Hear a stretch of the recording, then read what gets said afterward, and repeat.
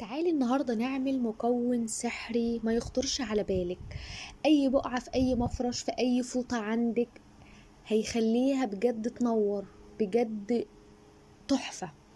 هتحطيها في الغسالة، في دورة الغسالة، في الاوتوماتيك، في الاوتوماتيك، في اي حاجة عندك هتخليها تنور. تعالي على الازاز كده وحطي شوية. الازاز بتاع الترابيزه بتاعك هينور. اغسلي بيه الحواض، لمعي بيه الرخامه، لمعي بيه البوتاجاز، اي حاجه عندك لمعيها بيها. بجد هنبدا مع بعض النهارده نعمل التجربه دي.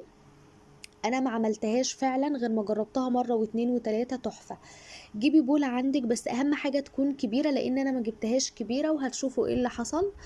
جيبي بولة كبيره ويحط فيها لتر ميه. الميه دي كانت الكوبايه اللي بحط فيها شويه صابون، فهتلاقوا فيها رغوه. فانتي هتملي اي بوله عندك